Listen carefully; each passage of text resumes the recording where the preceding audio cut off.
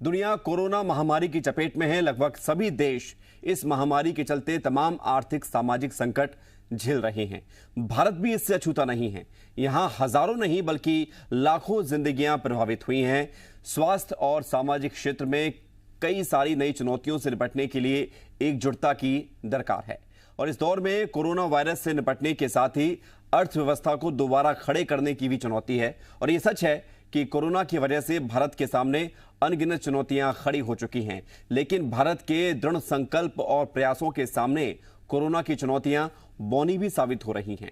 संकट के इस दौर में कुछ ऐसे लोग हैं जो एक दूसरे का साथ बढ़ाते हुए, जो एक कदम आगे आते हुए समाज और अर्थव्यवस्था की तस्वीर बदलने के लिए प्रयासरत हैं, प्रयास लगातार कर रहे हैं। और हमारे इस खास कार्यक्रम आइकन्स ऑफ मध्य प्रदेश छत्तीसगढ़ में हम आपको ऐसी कुछ हस्तियों से रूबरू करवा रहे हैं। और आज हम जिस शख्सियत को आपसे मिलवाने जा रहे हैं, संकट काल में समाज की तस्वीर बदलने वाली मध्य प्रदेश की हस्तियों में से एक हैं सेज ग्रुप ऑफ और सेज यूनिवर्सिटी के सीएमडी संजीव अग्रवाल। संजीव अग्रवाल एजुकेशन और कंस्ट्रक्शन क्षेत्र के बिजनेसमैन होने के साथ ही अब हॉस्पिटल का भी निर्माण करवा रहे हैं और साथ ही ये परोपकार के कामों में भी शामिल रहते हैं। इन्होंने एजुकेशन को एक सेवा का माध्यम बनाया है। साथ ही इनके कंस्ट्रक्शन प्रोजेक्ट्स में अब तक 15,000 लोगों को उनके सपनों का आशियाना दिया गया है। कोरोना काल के दौरान संजीव जी और उनके ग्रुप ने शिक्षा और समाज सेवा के क्षेत्र में अभूतपूर्व काम किए हैं। हमारे साथ सीधे जुड़ रहे हैं सेज ग्रुप के सीएमडी संजीव अग्रवाल जी। बहुत बहुत स्वागत आपका जी मध्य प्रदेश छत्तीसगढ़ में। धन्यवाद सर, धन्यवाद। और सबसे पहला सवाल हमारा यही रहेगा कि आपकी एक आइकन बनने की यात्रा जो अब एक मंजिल तक पहुंचते हुए हम देख पा रहे हैं, आपने जो लक्ष्य की प्राप्ति की है, इस यात्रा की शुरुआत कहां से हुई? क्योंकि आपकी यात्रा कई सारे लोगों के लिए प्रेरणादायी साबित हो सकती है, लोग आपसे सीख सकते हैं। तो सर बताइए कि कैसे आपने शुरुआत की। सबसे पहले तो मैं जी टीवी का धन्यवाद दूंगा जो एक रिकॉग्नाइज करता है ऐसे लोगों को जिन्होंने जिंदगी में कुछ एक मुकाम हासिल करा है। अभी तो मुकाम बहुत आगे जाना है, परंतु कुछ एक मुकाम पे पहुंचा हूं मैं भी। मुझे लगता है ईश्वर की कृपा रही, मेरे मम्मी पापा का आशीर्वाद मेरे ऊपर रहा है। मैं स्कूलिंग में बहुत एक नॉर्मल स्टूडेंट था, गुड फर्स्ट डिवीजन था, परंतु इतना बेस्ट नहीं था कि मैं एक मेरिट एमएससीटी होता तो उस टाइम उसका सिलेक्शन हो जाऊं। मेरे पापा की दृढ़ शक्ति थी, वो सिविल इंजीनियर थे कि मेरा बेटा सिविल इंजीनियर बनेगा। जैसे बचपन में बोला जाता तो मेरे मन में उन्होंने बैठा दिया था कि तुझे सिविल इंजीनियर बनना है। बस मैंने भी संकल्प लिया सिविल इंजीनियर बनना है। मैंने मेहनत करी और एक पीईटी होती थी, पीईटी क्लियर करी और सिविल इंजीनियरिंग में बन गया। जब इंजीनियरिंग में घुसा तो ये था कि यार 10,000 रुपए की नौकरी लग जाए, अपन तो राजा हो जाएंगे। पापा को उस टाइम 6,000 रुपए मिलते थे, पापा जब इंजीनियर थे तो बोलते अपन तो फिर जैसे जैसे बढ़ते गए सोचता था कि अच्छी नौकरी कर लूंगा, यूपीएससी तैयारी करूंगा, आईएएस बन जाऊंगा, इंजीनियरिंग सर्विसेज करके एग्जीक्यूटिव इंजीनियर बन जाऊंगा। परंतु मैं जब बना, 4th ईयर में आया, फाइनल ईयर में आया, हमारे टाइम 5 ईयर कोर्स होता, मुझे लगा कि नहीं, हमें नौकरी नहीं करनी है, कुछ अलग करना है। मेरे अंदर एक पापा ने बोला तेरे अंदर कुछ एक अलग चिराग है, तू कुछ अलग तरह से करके दिखा। तो मैंने ठीक है पापा, मैं अपना बिजनेस करूंगा। मैं निकला और बिल्डरशिप शुरू करी। मैंने सबसे पहले मैंने कंसल्टेंसी करी, बॉम्बे रहा एक जगह, 1 साल काम करा, वहाँ बहुत सारी चीजें सीखी मैंने। और फिर भोपाल आके बिल्डर ऑलरेडी कॉन्ट्रैक्टरशिप करते थे, हमने मिलकर बिल्डर का बिजनेस स्टार्ट करा। धीरे धीरे बिल्डर बना, एक हाउस बनाया, 3 बनाया, 15 बनाया, 20 बनाया, 50, 100, 200। फिर 2001 में हम स्कूल लेके आए। फिर 2003 में हम SIIT इंजीनियरिंग कॉलेज पहला लेके आए। फिर 2006 में लाए दूसरा इंजीनियरिंग कॉलेज। इंफ्रा के सेक्टर में हम आ गए। 2006 में हमारा एक इलेक्ट्रिकल इंफ्रा में अच्छा बड़ा काम हमने स्टार्ट करा। मेरा एक दोस्त था बचपन का, वो एग्जीक्यूटिव इंजीनियर था एमपीबी, उसको मैंने VRS दिलाया, उसके साथ बनाया जी। और ये शुरुआत हो गई। फिर हम यूनिवर्सिटी लेके आए, सेज यूनिवर्सिटी इंदौर लेके आए, सेज इंटरनेशनल स्कूल लेके आए। इस साल हम हॉस्पिटल लेके आ रहे हैं, भोपाल का सबसे बेस्ट और बड़ा हॉस्पिटल और मल्टी स्पेशलिटी हॉस्पिटल। देखिए एक शुरुआत थी और मेरी इच्छा ये थी कि प्यूरिटी के साथ करूं, एक सबके लिए, समाज के लिए काम करूं, ऐसा कुछ चाहता था मैं। और वो मुझे सफलता मिली है, ईश्वर की कृपा है। बिल्कुल। और आपके सफलता के बारे में लोग आज जब जान रहे हैं आप ही के द्वारा, तो लोगों को ये पता भी चल रहा है कि सारा काम एक साथ नहीं हो जाता, सारी चीजें एक साथ जो हम जो देखते हैं कि एक बिजनेसमैन है, आप भी एक बिजनेस आइकन है, आपके पास लोग देखते होंगे अरे आपके स्कूल हैं, आपके बिल्डिंग कंस्ट्रक्शन की कंपनी है, आपका वो हॉस्पिटल भी खुलने जा रहा है, लेकिन सारा काम एक साथ नहीं होता, धीरे धीरे होता है। यही लोगों को सीखने और समझने की जरूरत भी है। लेकिन अग्रवाल जी, आज के इस परिवेश में आम जनता को स्वस्थ जीवन शैली के बारे में भी जानना चाहिए, और हम चाहेंगे कि आप चूंकि हॉस्पिटल खोलने जा रहे हैं, एक बार फिर से एक नए लक्ष्य की तरफ आगे बढ़ रहे हैं, तो इसके बारे में भी कुछ बताइए। देखिए, हमारा सेज ग्रुप का एक मूल मंत्र है, सबसे तेज, सबसे बड़ा, सबसे पहले हमारा सेज। और उसके आगे मैं लिखता हूं, ये मिलेगा आपको योग, साधना और ध्यान से। शुरू से मैं कहता हूं, अगर आप योग करोगे, अपने शरीर को बहुत स्वस्थ रखोगे, एक्सरसाइज करोगे, तो आपको एक आपका बॉडी का लेवल बढ़ जाएगा। एक शरीर को आप रमा लोगे तो आपका शरीर आपका साथ देगा। साधना करोगे जिसमें प्राणायाम आ गए, पूरे तरह के अंदर की पूरी एक्सरसाइज आ गई, साधना करोगे, फिर ध्यान करोगे, ईश्वर के साथ हम कॉम्बिनेशन करेंगे, उसके साथ अपने आप को मिला लेंगे, तो हमारे अंदर प्यूरिटी आ जाएगी। योग, साधना, ध्यान हमारा ग्रुप का मूल मंत्र है। इस पे हम हर दिन कंपलसरी काम करना है, तीनों पे। जब भी मैं मीटिंग लेना शुरू करता हूँ तो सबसे ये पूछता हूँ, योग, साधना, ध्यान कितने लोगों ने करी है? वही मेरी मीटिंग बैठेंगे, बाकी उठ के आप चले जाएं, आज के दिन की छुट्टी है आपको। तो मेरा मानना है, स्वस्थ मन, स्वस्थ तन और हेल्थी लिविंग का ही मंत्र होना चाहिए, तभी आप अपने अंतर्मात्मा को स्वच्छ व स्वस्थ रख सकते हैं। क्योंकि अगर, और इससे सकारात्मक होता है, और सकारात्मक है तो जिंदगी आसान है, नहीं तो नकारात्मक है तो हर चीज से नहीं आते। स्वस्थ रहना हमारा बहुत जरूरी है, उसके लिए हेल्थी डाइट लेना पड़ेगी। अपनी हेल्थी डाइट में हम सबको रिक्वेस्ट करते हैं, सबको मैं सजेस्ट करता हूँ कि फ्रेश फ्रूट्स खाओ, फ्रेश चीजें खाओ, कच्ची सब्जी खाओ, फल खाओ, बहुत सारी सलाद आते हैं, कच्चे खाओ, पूरा प्रॉपर स्लीप ले, पूरे अच्छे से 7 घंटे की स्लीप ले, तब जाके चीजें होंगी। और आपने कोरोना में रिसर्च हुई है कि 90% कोरोना पेशेंट को विटामिन डी की कमी पाई गई है। इसलिए विटामिन डी बहुत इंपॉर्टेंट है। धूप में थोड़ी देर अपने शरीर को तपाएं, नहीं तो विटामिन डी का सप्लीमेंट ले लें। बी कॉम्प्लेक्स है, ओमेगा 3 एक कॉम्प्लेक्स आता है जिसमें सनफ्लावर सीड्स में मिलता है, नट्स में मिलता है, नहीं तो सप्लीमेंट ले लें। तो ये कुछ चीजें अगर आपने अपने शरीर को स्वस्थ बनाने के लिए कर ली, शरीर स्वस्थ रहेगा तो मन खुश रहेगा, बुद्धि काम करेगी और हैप्पीनेस में रहेंगे। तो हमें जीवन ईश्वर ने शरीर दिया बहुत खुश रहने के लिए, आनंद में रहने के लिए, तभी रह पाएंगे जब हम सब कुछ योग, साधना, ध्यान करेंगे। बिल्कुल, और इसलिए हमारे पूर्वज कहते भी थे कि पहला सुख है निर्मल काया, स्वस्थ काया, और फिर दूसरा है कि घर में माया। तो घर में माया यानी कि लक्ष्मी तभी काम करेगी जब आपका शरीर स्वस्थ रहेगा और उसी दिशा में आप सोच भी पाएंगे। लेकिन अग्रवाल जी, आज के इस दौर में शिक्षा में डिग्री और असली ज्ञान, एक बड़ा अंतर इसके बीच महसूस किया जाता रहा है। इस पर कई बारी चर्चा भी हम लोगों ने की है, लेकिन एक बड़ा फर्क है, और इसे कैसे सही किया जा सकता है, इस फर्क को कैसे कम किया जा सकता है कि डिग्री मिले तो उतना ज्ञान भी मिले, सिर्फ डिग्री ना मिले और ज्ञान भी अधूरा ना रहे। आपने बहुत अच्छा क्वेश्चन पूछा सर, कि मुझे भी बड़ा, मैं बचपन से मैं भी, अरे क्या फार्मूला रटना, ओम्स लॉ क्या रटना, क्या पाइथागोरस, ये तो सब लिखा हुआ है। रटना क्या है, हमें हमारा बुद्धि का विकास करना है, हमारे शार्पर बनना है। डिग्री अपनी जगह, जब पहले सरकारी नौकरियों के लिए बच्चे लोग जाते थे तब नंबर चाहिए थे। हमारे भी जब इंजीनियरिंग में एडमिशन होता था, मेरे से पहले टाइम में जो साहब वो 94% रुक गया, वो क्या होता था, कहीं जाके जो नकल हो जाती थी उनको टॉप हो जाते, तो वो हो जाता था सिलेक्शन। अब ज्ञान सबसे मेन है, नॉलेज। रटना खत्म होना पड़ेगा। शिक्षा में बदलाव आ रहा है। वैसे अभी मोदी जी ने बहुत अच्छा एक न्यू एजुकेशन पॉलिसी लाई है जी। पिछली कंट्रियां जो डेवलप हुई हैं, आप रशिया देखो, क्यों डेवलप, वहाँ स्कूल से ही स्किल डेवलपमेंट पे काम कराते हैं। बच्चे का 7th 8th में जान लेते हैं कि इसको क्या करना है, इसको ऑटोमोबाइल लाइन में जाना है, इसको सॉफ्टवेयर लाइन में जाना है, इसको साइंटिस्ट बनना है, तो उधर से उसको उसी तरह से मोल्ड किया जाता है। हमने हमारे सेज इंटरनेशनल स्कूल में भी इस चीज का बहुत प्रयास कर रहे हैं कि बच्चों का शुरू से उनका साइकोटेक्टिक टेस्ट होता है, उनका साइकोलॉजिकल टेस्ट होता है, उस पर उनको टेस्ट कराते, उनके अंदर क्या झील है, क्या उनके अंदर शौक है, क्या उनके विचार है वो निकालने की कोशिश करते हैं, वो उस पे उनको डेवलप करते हैं उन स्टूडेंट्स को कि आपको अब इस फील्ड पे आगे बढ़ो, उसकी एक्स्ट्रा सपोर्ट करते हैं। उस इंडस्ट्री वाले को बुला के उनके साथ टाई अप करके हमने हमारे इंजीनियरिंग कॉलेज में भी, हमारी यूनिवर्सिटीज में भी, सेज यूनिवर्सिटी में भी हमने स्किल डेवलपमेंट पे बहुत काम कर रहे हैं। मुझे नहीं लगता कि रटाना क्या है, गूगल भर चीज तो है, उससे ज्यादा नॉलेज तो हो ही नहीं सकता किसी आदमी के अंदर। गूगल भर कुछ है, फॉर्मूले क्या रटाना, आप बिल्कुल ठीक कह रहे हैं। और हमें तो आपकी जो बात है वो प्रैक्टिकली इसलिए इम्प्रूव है क्योंकि हमने देखा है कि जो स्टूडेंट पढ़ाई कर रहे होते हैं वो कॉलेज तक पहुंच जाते हैं, उन्हें ये नहीं पता होता कि उन्हें करना क्या है। उनके पेरेंट्स से बोलते हैं कि बेटा जो तुम्हें या बेटी जो तुम्हें पसंद हो वो आप करिए।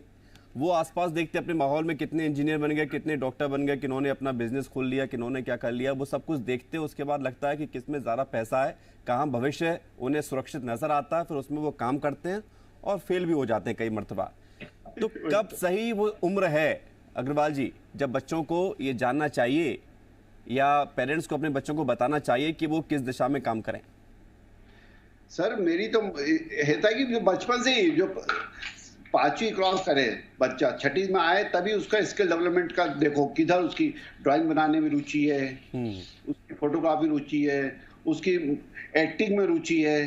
पर तो ये ध्यान रखना पड़ता है, बहुत बार बच्चों का बहुत साइक्टिक होता है। मम्मी की रुचि डांस में है तो बच्चा भी डांस करने लगता है, पापा डॉक्टर है तो डॉक्टर, ऐसा नहीं होना चाहिए। उसको मल्टी डिसिप्लिन दिखाना पड़ेगा कि आपके अंदर क्या क्या प्रतिभाएं हैं, उसके अंदर प्रतिभा निकालनी है। किसी को देख के नहीं बढ़े, नहीं तो हमारे बच्चों का एक सिस्टम होता है। जैसे मैं भी था, मेरे फादर सिविल इंजीनियर थे तो मैं बचपन से सिविल इंजीनियर बनने का जुनून था, तो वो नहीं होना चाहिए। उसके अंदर क्या प्रतिभा है वो निकालना है। और जो इस बात को पहचान जाते हैं वही आप जैसे महान लोग बन जाते हैं, आइकन्स बन जाते हैं। संजीव अग्रवाल जी, ये एजुकेशन पॉलिसी पे है। हमारे जैसे स्कूल हमारे हैं जो सेज इंटर, हम इसी बात का ध्यान रखें कि आप निकालो। हर टीचर को हर टाइम में एक ही बात गाइड करता हूँ, बच्चे के अंदर क्या कला है वो निकालो। बहुत सारे स्टूडेंट ऐसे जिनका मल्टी डिसिप्लिनरी होता है, तो हम मल्टी डिसिप्लिनरी उसको बढ़ाएंगे। हम हमारा जो एजुकेशन में हमने पूरा करा है, मल्टी डिसिप्लिनरी एजुकेशन करा है यूनिवर्सिटी में कि भैया तू हिस्ट्री के साथ मैथ्स भी पढ़ सकता है, बायोलॉजी भी पढ़ सकता है, तीनों पढ़ के कॉम्बिनेशन बना के तू अलग लाइन पे चले जा, मल्टी डिसिप्लिनरी एजुकेशन। और उसका फायदा भी होगा क्योंकि यदि पता चल जाएगा कि मेरा इंटरेस्ट किस में है तभी तो आगे बढ़ेंगे। अब थोड़ा सा कोरोना पर बात करते हैं क्योंकि कोरोना के इस दौर में व्यापार जगत में एक बड़ा परिवर्तन आया है, लोगों का नुकसान भी हुआ है, काफ़ी अप एंड डाउन्स देखने को मिले हैं।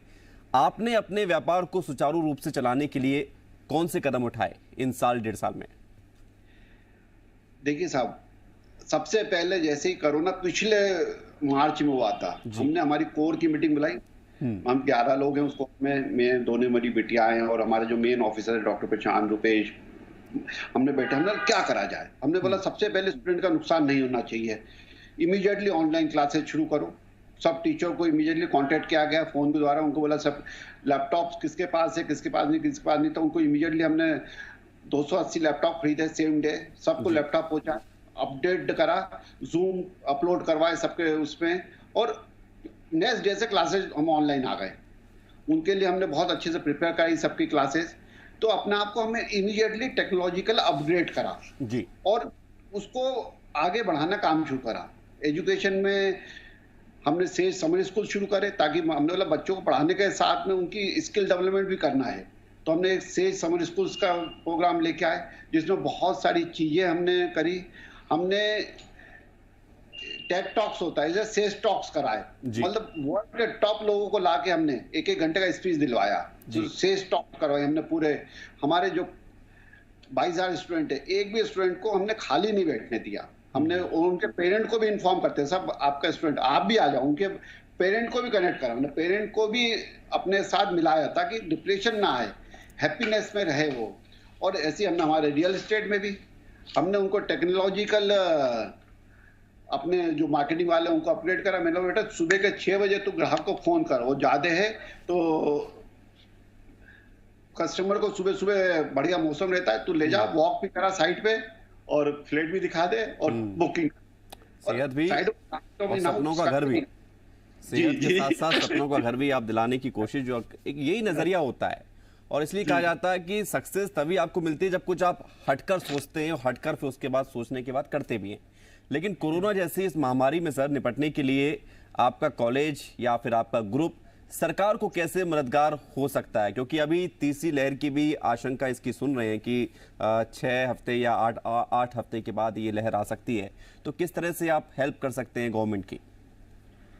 देखिए, गवर्नमेंट की हम तो क्या हेल्प करेंगे, मतलब सरकार ही हमारी हेल्प करती है, हर समय हमें गाइड करती है, परंतु मैं बस एक ही हेल्प कर सकता हूँ, अपने पूरे ग्रुप के लोगों को 100% को वैक्सीनेशन करवा दिया है मैंने, कंपलसरी। नहीं तो मतलब आप कंप्लीट लीव ले लीजिए या रिजाइन कर दीजिए, if you must get the vaccination. हमने हमारे ग्रुप में बहुत सारे प्रोग्राम बनाए कि आपको एक जैसे सेज फॉर पॉजिटिविटी करा हमने, फूड, जब कोरोना के का टाइम आया था हमने फूड बांटा सबको।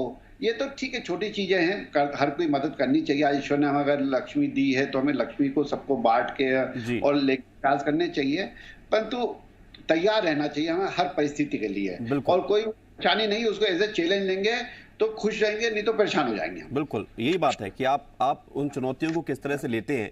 लेकिन अभी हेल्थ सेक्टर को बेहतर बनाने के लिए आपने क्या प्रयास किए हैं, या क्या आपका भविष्य में इसको लेकर लक्ष्य है, और सरकार से क्या आप फिर अपेक्षा भी रखते हैं? देखिए, एजुकेशन के बाद इस शरीर के लिए सबसे ज्यादा हेल्थ की जरूरत है। मतलब एजुकेशन से नॉलेज आएगा, बुद्धि ठीक रहेगी और शरीर ठीक रहेगा, हेल्थ। तो सरकार ने बहुत सारे प्रयास करे हैं। अभी हमारे फाइनेंस मिनिस्टर ने 50,000 करोड़ रुपीस का एक सपोर्ट क्या दिया है पूरे हेल्थ सेक्टर को। हम भी भोपाल में 300+ बेडेड एक मल्टी स्पेशलिटी हॉस्पिटल ला रहे हैं।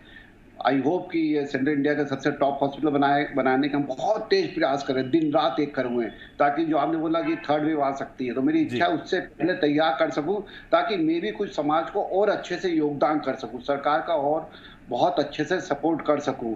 क्योंकि बीमार तो होता ही आदमी, परंतु इस बार मुझे लग रहा है कि जिस हिसाब से हमारी मध्य प्रदेश सरकार काम कर रही है, वैक्सीनेशन का जो ड्राइव जी जान से चला रही है, कैजुअलिटीज अब थर्ड वेव में बहुत कम होंगी, परंतु होगा तो आदमी डरा हुआ बहुत है, तो प्रिकॉशनली वो बहुत तेजी से हॉस्पिटल में शिफ्ट होगा, टेक केयर करेगा। तो हम बहुत अच्छा एक हॉस्पिटल बना रहे हैं भोपाल के सेंट्रल हार्ट ऑफ एरिया में, और उसमें सब फैसिलिटी दे रहे हैं ताकि हम सरकार के कंधे से कंधा मिला के एक आगे बढ़ सके मदद के लिए। जी, और आपका ग्रुप तो शिक्षा, कंस्ट्रक्शन और अब हेल्थ सेक्टर में भी काम कर रहा है, समाज सेवा में जुड़कर लोगों की मदद कर रहा है।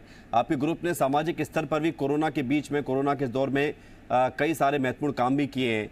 तो इसकी प्रेरणा आपको कैसे मिली, और क्या क्या आपने महत्वपूर्ण काम लोगों तक पहुँचाए ताकि उन्हें मदद मिल सके, ज़रूरतमंद तक वो सारा संसाधन पहुँच सके जिसकी उसे दरकार थी? देखिए, मैंने जैसे बताता हूँ सेज फॉर पॉजिटिव बनाया, हमने बहुत सारे फूड का वितरण करा, क्योंकि अस्पताल में मरीज को तो खाना मिल जाता, परंतु बाहर बेचारे जो उनके बैठे हुए हैं गरीब लोग, उनके लिए खाना पहुंचाया।